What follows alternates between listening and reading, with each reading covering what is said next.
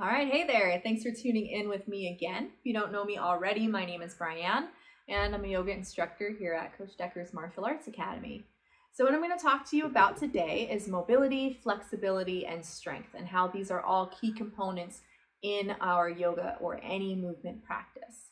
So flexibility is probably what's most associated with yoga. A lot of us think we need to be flexible to practice yoga to begin with, which is absolutely not true.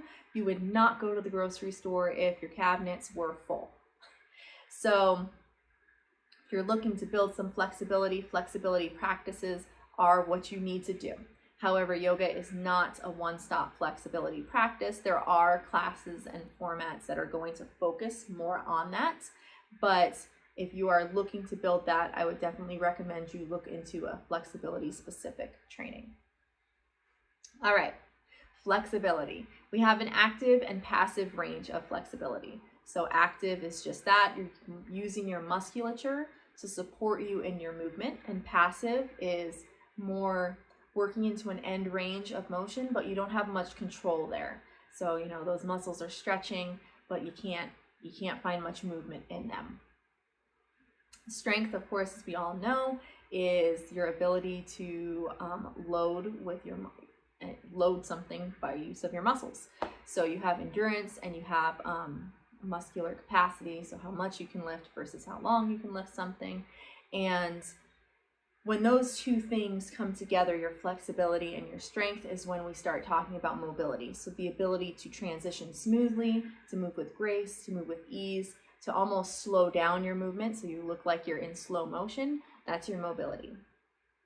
And the slower you go, the harder it is, the more control that you're going to need, and the more you're going to learn about where your shortcomings are. So what needs work, you're going to uncover that when you're moving slowly and being very intentional, very aware about what you're doing in your body.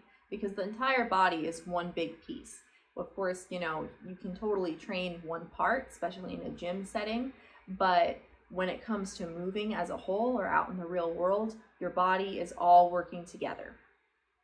And injuries occur when you are moving in such a way, often passively, but even when you are actively engaged, and you move in such a way that your body doesn't expect it. And then a compensation is made, and sometimes that compensation goes smoothly, your body's good to go, and other times that compensation didn't go quite as planned, and we end up with something sprained, maybe a twisted ankle, tweak in our wrists, our back, could be anything.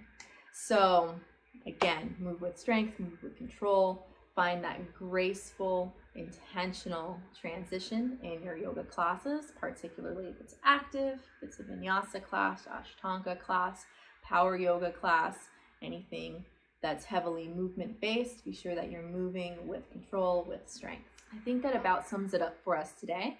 If you have any questions, go ahead and leave them in the comments below. Feel free to send us a message. If you'd like to see more from us, go ahead and like, subscribe.